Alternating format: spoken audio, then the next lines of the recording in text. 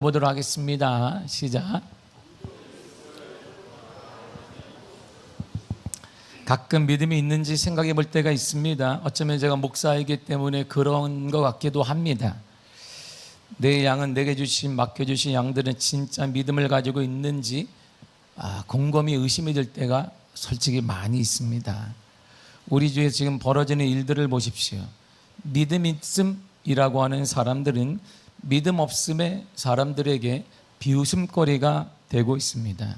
심지어 믿음 있음이라고 얘기하는 사람들은 가정에서조차도 믿음 있음의 사람으로 행동하지 않기 때문에 우리 자녀들과 이웃들을 믿음 없음의 영역으로 몰아내고 있습니다.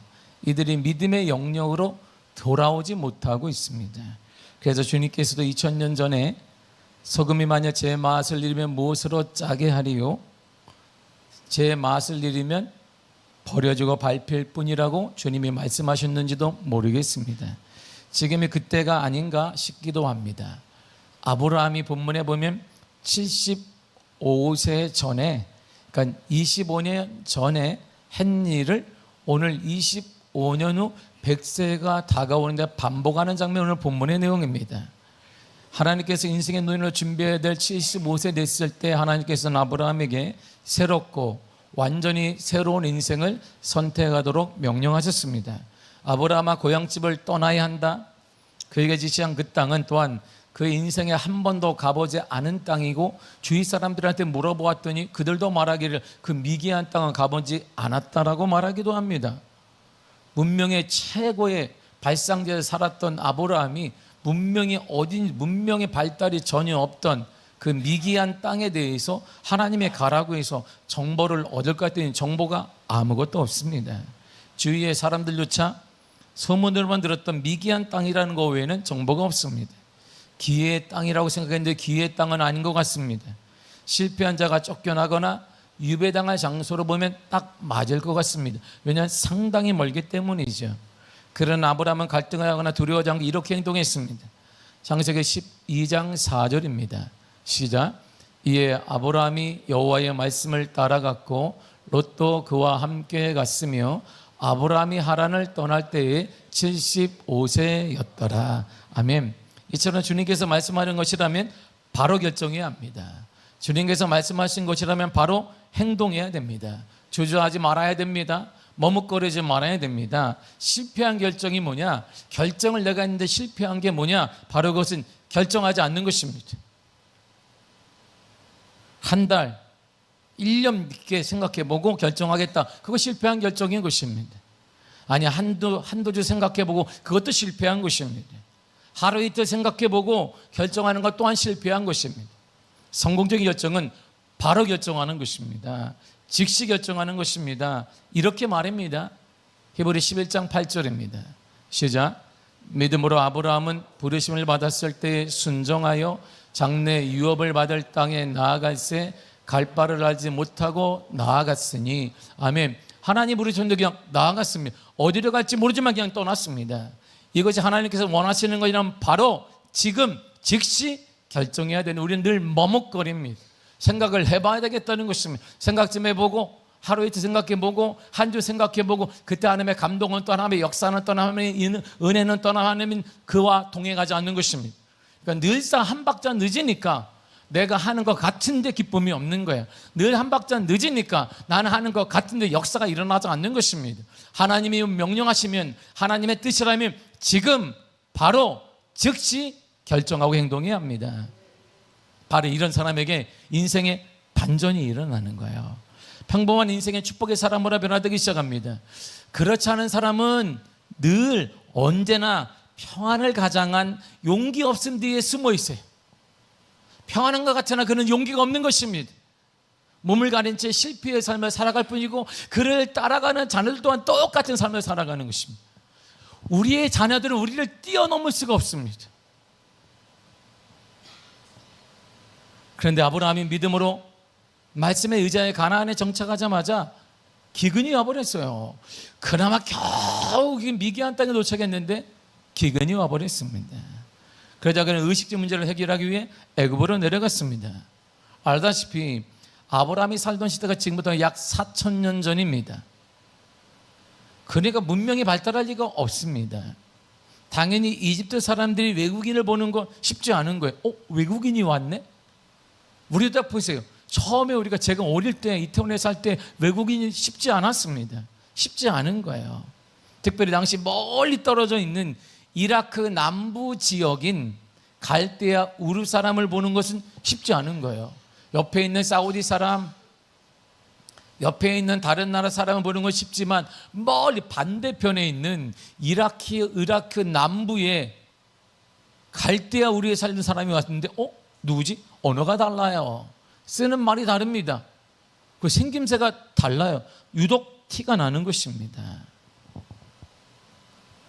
신기한 거야, 신기한 거. 그래서 아브라함은 두려움이 생겼습니다.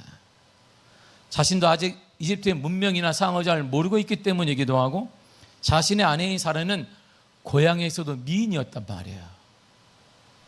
그러니까 지금 75세니까 사라가 65세 됐는데 미연이었네. 이야, 오늘날 유엔에 맞는 것 같습니다. 청년에. 그러니까 고향에서도 미녀를 통했으니까 만약에 여기서 내 아내를 미녀이기 때문에 뺏으려고 할 때 자신을 해칠지도 모른다는 생각을 갖게 되었습니다.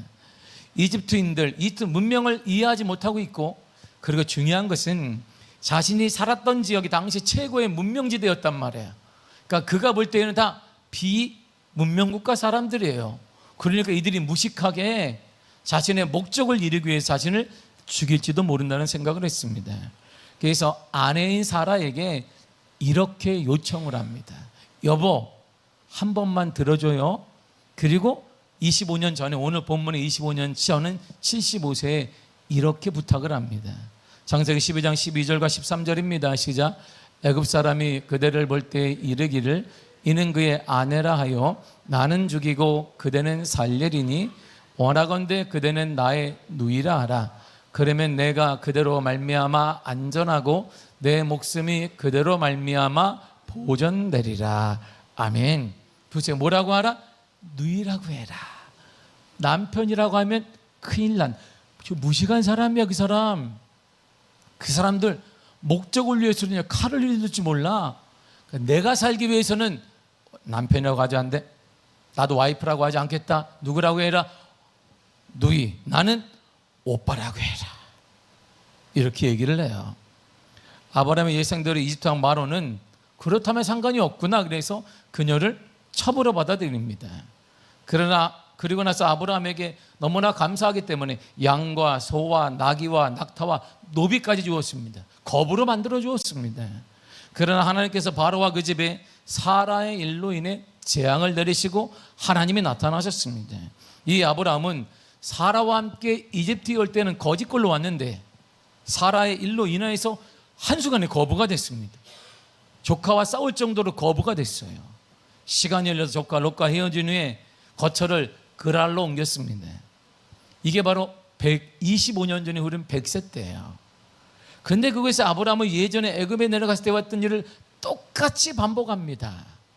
어떤 일일까요? 본문의 2절을 보겠습니다. 시작. 그의 아내 사라를 자기 누이라 하였으므로 그라랑 아비멜렉이 사람을 보내어 사라를 데려갔더니, 똑같은 문맥이 25년이 흘렀는데 이때에서 아내 사라를 누이라고 속이는 대략 25년이 지났습니다. 그렇다면 그동안 어떤 일이 일어났을까요? 아브라함은 하나님과 함께 하심과 하나님의 도우심을 받았습니다. 거부가 되었습니다. 거짓걸로 왔는데 거부가 되어지고 큰 부자가 되었습니다. 하나님의 은혜를 많이 받았습니다. 하나님이 아브라함에게 나타나 직접 말씀하시기도 하셨습니다. 전쟁에서 승리하기도 했습니다. 롯을 데리고 오는데 전쟁에 나가 그는 승리하고 318명을 데려가 승리했습니다. 그의 간구 하나님이 늘 응답하셨습니다. 이런 은혜를 경험했다면 당연히 아브라함의 신앙은 성숙해야 합니다. 그런데 그의 모습은 25년 전이나 지금이나 똑같은 거예요. 우리가 일반적으로 기대하던 아브라함은 이전과는 다른 뭔가 변화된 모습을 우리에게 보여줘야 됩니다. 당연한 기대 아니겠어요? 그런 은혜를 많이 받았는데, 그런 역사를 많이 받았는데, 하나님의 은혜를 많이 받아 하나님의 공급하심을 받았는데, 지금까지 하나님에게 지켜주었다. 당연히 하나님에 대한 철저한 믿음이 있어요. 달라져야지 했는데 똑같아요. 그의 신앙 연수가 올라가고 나름 무슨 영적 경험도 했다고 하고 직분자도 되어지고 중직이 되었다면 일반적으로 세상도 우리를 향해 예전과는 다른 뭔가 변화된 모습을 기대하고 자녀들도 기대하며 우리도 기대하는 것입니다. 그리고 우리는 당연히 변화된 모습을 보여주어야 합니다. 그런데 실망스럽게도 아브라함은 이 시험과 똑같은 행동을 해요. 실망스럽게 우리도 하나님을 경험했고 하나님의 은혜를 경험했고 여태까지 하나님의 은혜 가운데 살았다고 하는데 예전과 똑같은 모습을 우리 자녀들과 우리 이웃들에게 보여주고 있는 거예요. 그러면서 복음화가 안 되는데요. 안 되지. 당연히 안 되지. 그는 자신의 안전을 위해서 자기 아내 사라를 누이라고 또다시 반복하며 거짓말했습니다. 우리를 보세요. 똑같아. 각오와 여전히 똑같습니다.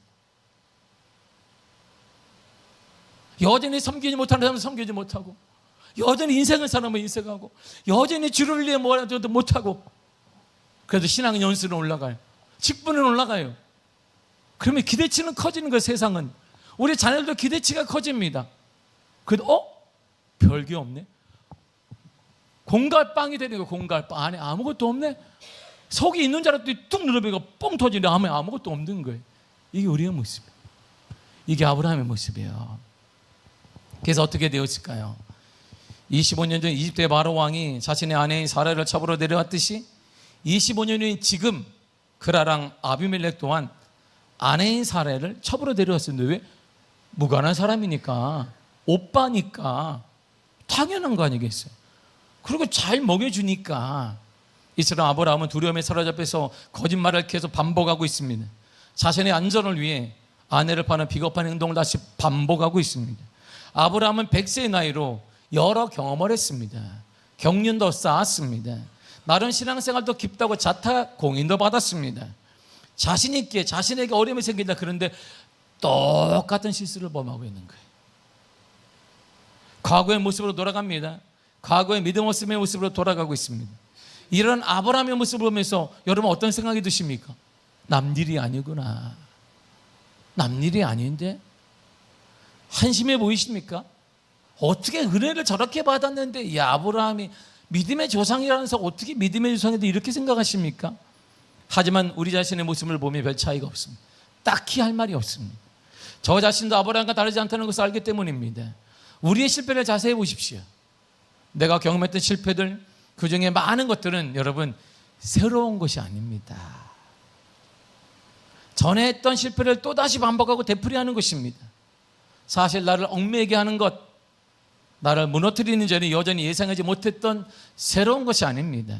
습관적인 죄들이 나를 힘들게 하고 넘어지게 만드는 것입니다. 그렇다면 여러분에게 특별히 약한 부분이 무엇입니까? 탐욕이십니까? 과한 탐욕 때문에, 과한 성공, 무엇 때문에, 남들보다 앞서고자 하는 것 때문에 절제하지 못하고 죄에 빠지고 있습니까? 아니면 대응하기 때문입니까? 부모님과 부딪히고 학교의 선생님과 부딪히고 친구들과 부딪히고 직장에서 상사와 동료들과 부딪히고 그러면서 늘 타인이 내게 해를 끼친다고 피해 망상증에 젖어 있습니까? 나는 괜찮은데 그들은 다 가해자야. 부모도 가해자고 친구도 가해자고 나는 근데 피해자일 뿐이야. 나는 정말 선한 사람인데 이 가해자가 너무나 죄인들이 많아. 여전히 그렇게 생각하며 살고 계십니까? 다혈질적인 성격 때문에 여러분들이 약한 부분이십니까? 사람에게는 한번 팍 하고 사람에게 터뜨리고 나서 늘 하는 말, 나는 뒤끝이 없어. 근데 어쩝니까? 뒤끝이 없는 것은 좋은데 앞끝이 너무나 심각하기 때문에 뒤끝이 없고 있고 문제는 별 의미가 없어요. 앞끝이 너무 커. 또한 잘못된 말입니까? 남의 말을 함부로 해서 사람들에게 어려움을 따라오게 만듭니까? 이처럼 반복되는 같은 종류의 잘못들을 알지만 우리는 또다시 반복하고 있는 거예요. 어떤 사람에게 돈이 문제입니다. 절약해야 됩니다. 근데 절약을 넘어서 인색합니다. 사람들이 뿐만 아니라 하나님께도 인색합니다. 그러면 논의가 됐을 때 주위에 친구가 없어요. 이렇게 쓸쓸하게 보낼 것입니다. 뿐만 아니라 주님도 함께하지 않을 것입니다. 그 너머의 세계를 경험하지 못하는 거예요. 우리가 경험하지 못해 자녀는 그 너머의 세계를 자녀들도 경험하지 못하는 거예요. 뭔가 그 너머에 있지 않을까? 그 너머에 있지 않을까? 그러다 인생 끝나는 것이지. 왜 내가 넘어보지 못했는데 설명이 안 되는 거예요. 얘들아, 내가 산을 넘어봤더니 그 은혜 그냥 푸른 초장이 쫙 깔려있더라. 말해줄 수가 없어요. 왜? 내가 넘어본 적이 없으니까. 그러니까 자녀들은 보는 게 맨날 벽만 보고 있는 것입니다. 그 넘어가니 여기 끝이구나, 늘 끝이구나. 점점 작아지게 되는 것입니다. 배품을 통한 기쁨, 보람, 섬김, 나눔을 통한 기쁨을 경험하지 못하는 것이고 삶을 마감하게 되는 것입니다. 이처럼 자신이 특별히 약한 부분이 있다는 것을 인식하고 주의하지 않으면 우리는 다시 죄를 반복하며 실패할 수밖에 없습니다. 아브라함의 반복된 죄를 저질렀을 때 하나님의 반응을 보세요. 3절을 보겠습니다. 시작. 그 밤에 하나님이 아비멜렉에게 현명하시고 그에게 이르시되 내가 데려간 이 여인으로 말미암아 내가 죽으리니 그는 남편이 있는 여자입니다. 하나님이 그라랑 아비멜렉에 나타나셨어요. 그리고는 너가 그 남자 아브라함의 아내를 데려왔어, 너 죽는다 경고하셨습니다. 근데 보세요, 내가 한번 생각해도 개인적으로 성경을 보아도 아비멜렉이 무슨 죄가 있을까 의문이 들어요. 도대체 무슨 죄가 있어? 아비멜렉 무슨 죄가 있어? 하나님을 몰랐던 거, 그건 죄겠구나. 근데 바로 직사할 정도의 그런 죄인, 성경을 보세요. 아닌 것 같은데. 도대체 아비멜렉은 무슨 죄를 범했을까요? 그러니까 내가 놀랄 정도니까 성공인들은 저도 놀라니까 본인은 얼마나 놀랬겠어요? 저요? 내가 무슨 죄를 범했을까? 아비멜렉이 깜짝 놀랐을 거예요. 왜? 저 죽여요? 하하, 참 하나님, 그래서 자신은 한참을 생각한 후에 하나님께 이렇게 고백을 합니다. 4절을 보세요. 시작. 아비멜렉이 그 여인을 가까이 하지 아니하였으므로 그가 대답하되 주여 주께서 의로운 백성도 멸하시나이까. 아멘. 주님, 저는 죄를 범하지 않았습니다. 저는 아브라함의 아내와 동침하지 않았습니다. 그리고 저는 사라가 아브라함의 아내인지 몰랐습니다. 남편이 아브라함도 사라를 제게 소개할 때 이렇게 소개했습니다. 한번 보세요, 주님. 아브라함이 이렇게 소개했다니까요. 5절을 보겠습니다. 시작. 그가 나에게 이는 내 누이라 하지 아니하였나이까. 그 여인도 그는 내 오라비라 하였사오니 나는 온전한 마음과 깨끗한 손으로 이렇게 하였나이다. 아멘. 주님 보세요. 분명히 저 남자가 주님이 얘기한 아브라함이라면 누이라고 했습니다. 또 이 여인도 오빠라고 했습니다. 내가 무슨 죄가 있습니까? 이들은요 부부 사기단입니다. 부부 사기단. 부부 사기단이지 뭐. 나를 속이는 부부 사기단, 이들이 혼나야 합니다. 나는 아닙니다. 저는 의로운 백성입니다. 맞죠? 하나님은 의로우신 분이십니다. 그래서 아비멜렉이 범죄하기 전에 나타나셔서 그를 막으신 거예요. 그리고 이렇게 다시 말씀하십니다. 7절을 읽겠습니다. 시작. 이제 그 사람의 아내를 돌려보내라. 그는 선지자라. 그가 너를 위하여 기도하리니 내가 살려니와 내가 돌려보내지 아니하면 너와 내게 속한 자가 다 반드시 죽을 줄 알지니라. 아멘. 아브라함의 아내 사라를 돌려보내라. 그리고 아브라함을 보내면 그는 선지자야. 여러분, 성경에서 선지자라는 말이 처음으로 쓰인 게 여기에요. 선지자라는 말을 처음으로 하나님의 아브라함에게 썼습니다. 그러니까 선지자가 뭐 하는 거니까 주님이 결론 내렸어요. 딱. 선지자는 기도해 주는 사람이야. 너를 위해 기도해 주는 사람이야. 선지자가 기도하면 너가 길이 열려. 선지자가 기도하면 내 앞날이 달라져. 선지자가 기도하면 너의 앞길은 열려지게 되는 거야. 선지자가 기도하면 막혔던 길이 열려지게 되는 거야. 선지자가 기도하면 죽은 자도 살아나게 되는 거야. 이 선지자라는 거예요. 하나님께서 아브라함을 선지자로 불렀습니다. 그리고 아브라함이 선지자로 할 일은 다른 사람을 위해 기도하는 것입니다. 아브라함이 이전에도 소돔을 위해 기도했습니다. 아비멜렉과 그라를 위해 기도할 것입니다. 이처럼 아브라함이 기도하면 하나님은 그 기도를 통해 일하신다는 거예요. 나는 선지자의 말을 듣는다. 하나님의 선지자가 기도하면 그 말을 하나님이 들으시고 역사하며 하나님이 일하시는 것입니다. 근데 아브라함은 실패한 사람이에요. 그런 반복하여 똑같은 문제로 실패한 사람입니다. 그는 2번씩이나 하나님을 신뢰하지 못했습니다. 사람을 두려워하며 불순종했습니다. 이방 나라 사람들, 왕들을 속였습니다. 그럼에도 하나님은 아브라함의 선지자 자격을 무효화시키거나 그 역할을 빼앗지 않았습니다. 이것이 하나님의 사랑인 거야. 우리를 향한 하나님의 사랑이 이것입니다. 우리가 똑같은 죄와 실수를 반복하여 넘어질지라도 우리 하나님은 우리의 자녀됨을 무효하지 않습니다. 우리 역할을 빼앗지 않습니다. 그러나 이 사건으로 믿음 있는 아브라함이 믿음 없는 아비멜렉에게 책망을 받습니다. 9절과 10절을 보세요. 시작. 내가 어찌하여 우리에게 이렇게 하느냐? 내가 무슨 죄를 내게 범하였기에 내가 나와 내 나라가 큰 죄에 빠질 뻔하게 하였느냐? 내가 합당하지 아니한 일을 내게 행하였도다 하고 아비멜렉이 또 아브라함에게 이르되 내가 무슨 뜻으로 이렇게 하였느냐? 아멘. 보세요. 이 모습을, 자, 이름을 빼고 우리가 아비멜렉과 아브라함이 이름을 딱 빼고 들으면 누가 믿음 있는 사람이지? 누가 믿음 없는 사람이지? 구분해낼 수가 없어요. 누가 믿음의 조상이지? 누가 믿음 없는 이방인이지? 구분이 안 됩니다. 믿음 없음을 상징하는 그러나 아비멜렉이 믿음 있음의 대표자인 아브라함을 심하게 책망하고 있습니다. 아브라함은 하나님의 택함을 받은 믿음의 조상이지만 자신의 잘못 때문에 이방인 아비멜렉에게 책망을 듣습니다. 하나님을 따르는 자가 하나님을 모르는 이방인에게 혼나고 있어요. 오늘날처럼 말이에요. 이 시대처럼 말입니다. 이것이 오늘날 우리 시대예요. 믿음 있는 우리가 믿음 없는 사람들에게 손가락질을 받고 믿음 없는 사람들에게 비웃음거리가 되어집니다. 믿음 없는 사람들에게 조롱을 당하는 것이 이거예요. 아비멜렉은 아브라함에게 왜 이런 일을 했느냐고 묻습니다. 왜 그랬느냐? 왜 나를 속였느냐? 왜 했느냐? 네가 믿음이 있는 사람이라며, 믿음의 사람이라며, 하나님을 두려워한다며, 정직하다며, 고람되의 신앙을 갖고 있다며, 하나님 앞에서 너는 살아간다며, 근데 하나님이 두렵지도 않냐? 왜 나를 속였느냐 물으니까, 그러면 어떻게 해야 돼? 아브라함은 잘못했습니다. 내가 잘못했어. 이래야 하는데 아브라함이 또 핑계를 대. 믿음 없는 아비멜렉 앞에. 그래서 저를 실망시켜요. 아브라함이 나를 실망시켜. 아브라함이 뭐라고 하는지 보세요. 11절을 보겠습니다. 시작.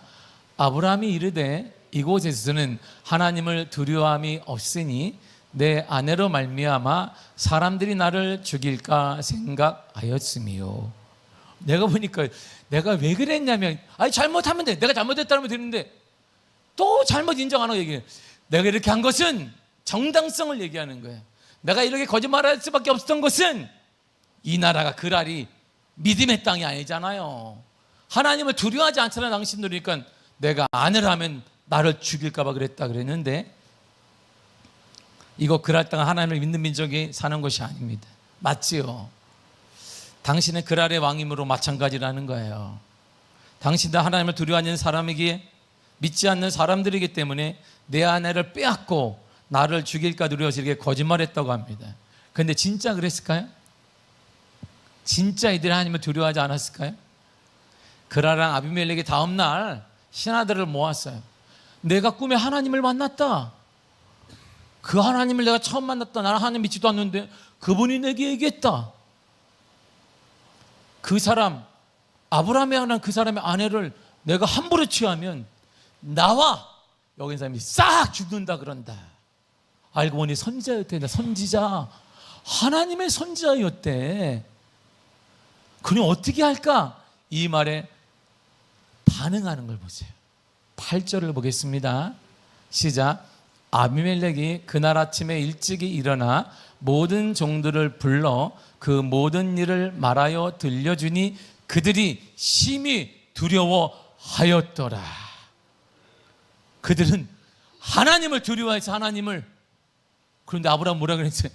하나님 두려워하지 않잖아 당신들은. 그래서 내가 거짓말했지. 잘못 끝까지 인정하지 않아요.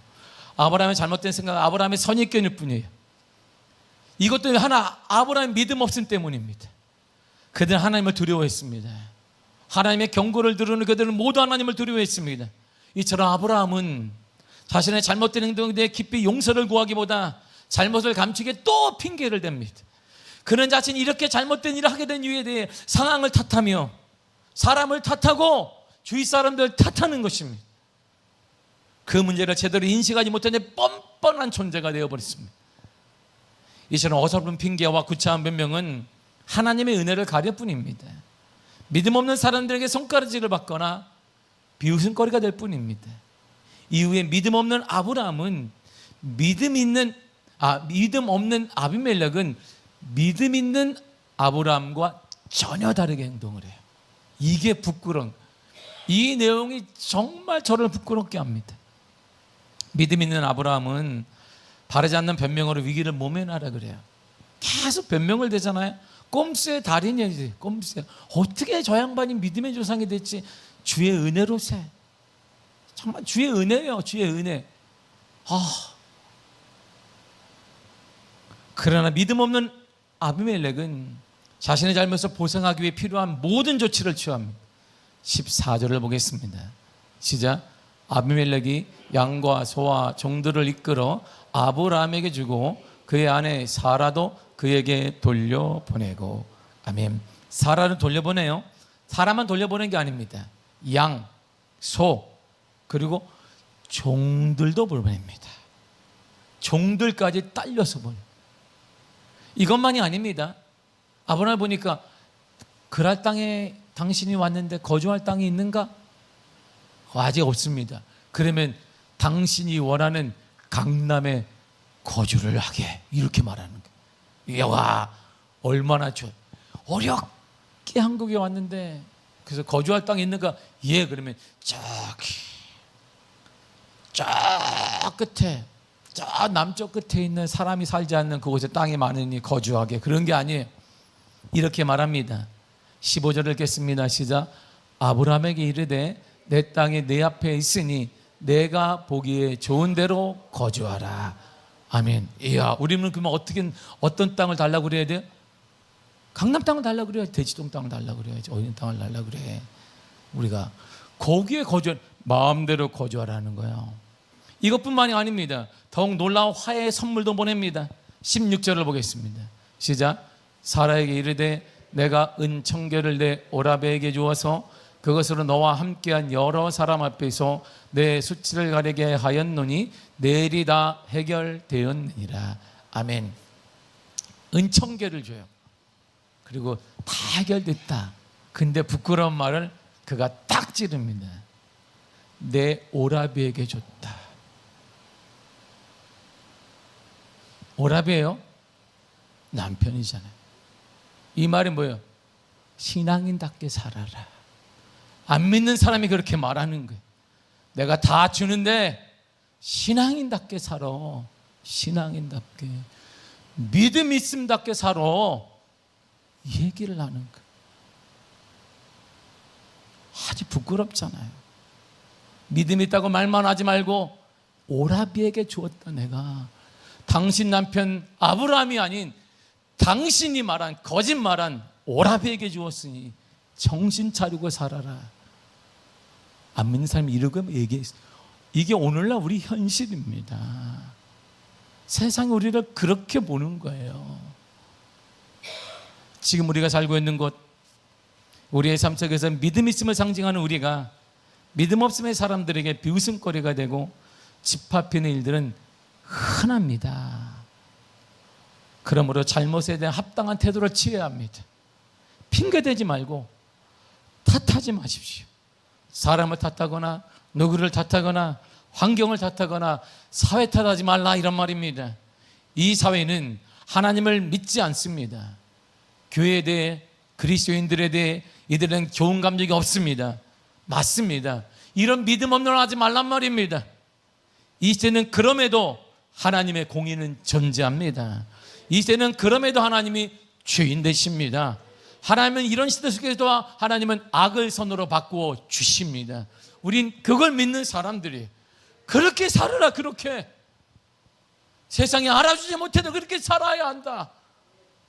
그래야 복음이 전해지고 우리 다음 세대가 일어나는 것이지. 언제까지 탓만하고 믿지 않는 사람들에게 손가락질을 당하며 살겠느냐. 우리가 할 일은요, 자신의 잘못에 대해서 철저히 그리고 끝까지 책임져야 합니다. 주님의 마음을 시원케 할 정도로 철저히 회개하고 책임져야 합니다. 상대방이 수긍할 때까지 끝까지 책임지고 사죄해야 합니다. 적당히 주님께서 다 아시잖아, 그런 말 하지 말아야 합니다. 핑계대지 말란 말입니다. 신앙을 핑계로 삼지 말란 말이에요. 자신의 직분과 나이에 맞게 행동하십시오. 여러분들의 직분이 크다면 클수록 사죄하고 더 깊이 기도하시기를 바랍니다. 합당하게 그에 맞게 말하고 그에 맞게 행동하십시오. 나이가 많아서 더 많은 책임을 감당하고 회개하십시오. 경험이 많다면 더 조아리고 낮아지시길 바랍니다. 철저히 낮아지시기를 바랍니다. 그래서 세상의 조롱거리가 아닌 더 이상 비웃음거리가 되지 말란 말이에요. 더 이상 세상의 조롱거리, 우리 교회가, 우리 그리스도인들이 세상의 조롱거리가 되지 않도록 회개해야 합니다. 더 낮아져야 합니다. 우리 때때로 실수합니다. 넘어집니다. 죄를 범할 수도 있습니다. 세상은 이럴 때 믿음 있는 사람들의 반응과 태도를 보는 거예요. 우리 자녀들은 믿음 있는 부모의 행동과 태도를 보면서 자라게 되어 있습니다. 세상은 우리를 통해 믿음의 방법과 믿음의 섬김과 믿음의 나눔과 믿음의 모습을 보지 못하고 있습니다. 다음 세대는 우리를 통해 믿음의 기도와 열정적인 기도의 모습을 보지 못하고 있습니다. 그러면서 우리가 신앙생활 잘해야 된다. 천만에요. 그래서 교회가 신앙이라는 우리가 세상을 향해 무엇을 말한들 세상은 변화되지 않아요. 자녀들을 향해 신앙생활 한다고 말한다, 그들은 변화되지, 천만의 말씀 변화되지 않습니다. 아니, 이제는 그런 소리조차 못하는 우리들의 모습 속에서 과연 믿음 있음이란 무엇인지 자괴감이 들 때도 있습니다. 정말 구원의 확신이 있는지 우리가 자문해 볼 때도 많습니다. 바쁩니다. 피곤합니다. 맞습니다. 피곤한 사회입니다. 바쁜 사회입니다. 그런데 세상도 이러한 시대 속에서 할 일을 다 합니다. 범죄도 저지르고 바쁜데도 불구하고 취미생활도 하고 만남도 갖고 하고 싶은 것도 다 합니다. 그런데 믿음 있음의 사람들은 있어야 될 기도의 자리에는 없고 헌신해야 될 그 자리에는 없으며 섬기고 용서해야 될 그 자리에는 없습니다. 그래서 이런 취급을 받는 것은 당연한 것이죠. 마태복음 5장 13절이 이렇게 말합니다. 시작. 너희는 세상의 소금이니 소금이 만일 그 맛을 잃으면 무엇으로 짜게 하리요? 후에는 아무 쓸데없어 다만 밖에 버려져 사람에게 밟힐 뿐이니라. 아멘. 신앙, 믿음이라는 것은 핑계를 위한 도구가 아닙니다. 그럴 바에는 여러분 믿음 없음을 인정하면 됩니다. 나는 믿음이 없는 사람입니다. 세상을 향해 자녀들을 향해 말하면 됩니다. 내가 믿음이 없으니 내 모습을 통해 믿음을 보여주지 못해서 미안하다. 인정하면 됩니다. 그러면 이해할 것입니다. 믿음 없어 행동을 인정하고, 믿음 없어 기도하지 못함을 인정하고, 믿음 없어 헌신하지 못함을 인정하고, 믿음 없어 자신의 잘못이라고 말할 용기가 없으면 인정하십시오. 더 이상 핑계대지 말아야 합니다. 그것이 믿음 없는 사람들을 더 교회 밖으로 밀고 머물게 만들고 들어오지 못하게 하는 것입니다. 그것이 우리 자녀 세대와 다음 세대를 용기 없게 만들고 도전하지 못하게 막는 무섭고 높은 담이라는 것을 알아야 됩니다. 그래서 우리 다음 세대 교회를, 그리스도인들을 우습게 보기 시작한 것이 함부로 말하고 반대하고 있는 것입니다. 우리를 따라오지 않는 것입니다. 주와 같이 길 가는 것 즐거운 일 아닌가? 그건 찬송에만 있는 것이라고 다음 세대가 생각하고 있습니다. 결국 믿음 없는 사람의 바른 태도와 처리에는 하나님께서 이런 은혜를 주시는데 아브라함에게 은혜를 주신 게 아니에요. 보세요. 오늘의 결론은 믿음이 하나도 하나님을 모르는 아비멜렉과 그 가문의 복을 주세요. 웃기잖아요. 복을 우리에게 줘야 되는데. 본문의 17절을 보겠습니다. 시작. 아브라함이 하나님께 기도하며 하나님이 아비멜렉과 그의 아내와 여종을 치료하사 출산하게 하셨으니, 출산을 다 막았거든요 하나님이. 근데 아비멜렉의 그 선한 걸 보고 하나님이 출산을 다 문을 열어요. 태문을 엽니다. 그런데 놀라운 게 하나 있습니다. 근데 중요한 걸 하나님이 꽉 하나 주셔서 우리에게 믿음의 사람이 기도하면 된다는 거예요. 믿음의 사람이 기도할 때 믿음 없는 그 집안도 복을 받더라. 아브라함이 하나님께 기도했어요. 그러면 우리의 기도를 통해 축복은 시작되는 거야. 여러분들의 기도를 통해 세상은 축복을 받는 것입니다. 여러분들의 기도가 세상을 축복으로 만드는 거예요.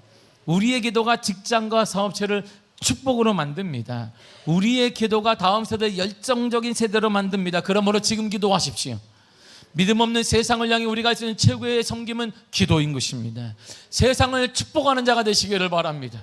세상을 탓하는 자가 되지 말고 세상을 축복하며 기도하시기를 바랍니다. 세상을 향해 기도하는 자가 되시길 바랍니다. 기도하는 자에게 하나님은 눈물을 주십니다. 이 눈물을 주셔요. 하나님, 이 땅을 용서해달라는 눈물을 주시는, 무감각한 우리들에게 기도할 때 이런 눈물이 일어나요. 주님, 이 땅을 고쳐주옵소서. 아버지여 고쳐주소서. 이 나라 주의 것 되게 하소서. 주 하나님 간절히 기도하오니 상한 이 땅 새롭게 하소서. 우리의 기도가 세상을 변화시킬 수 있습니다. 하나님, 우리가 실수할 수 있습니다. 죄를 범할 수 있으나 그럼에도 우리 하나님은 세상을 축복할 수 있는 권세를 저와 여러분들에게 주셨습니다. 그러므로 세상을 더 이상 탓하지 말고 원망하지 말고 세상을 향해 축복하시기를 바랍니다.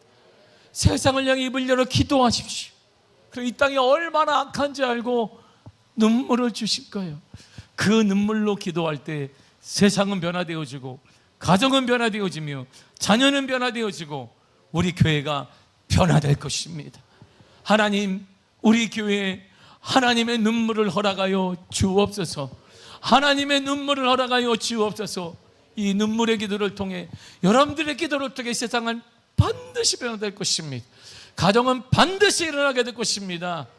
그런 은혜를 경험하는 놀라운 축복의 믿음이 있음에 축복자가 되시기를 간절히 축복합니다. 기도하겠습니다.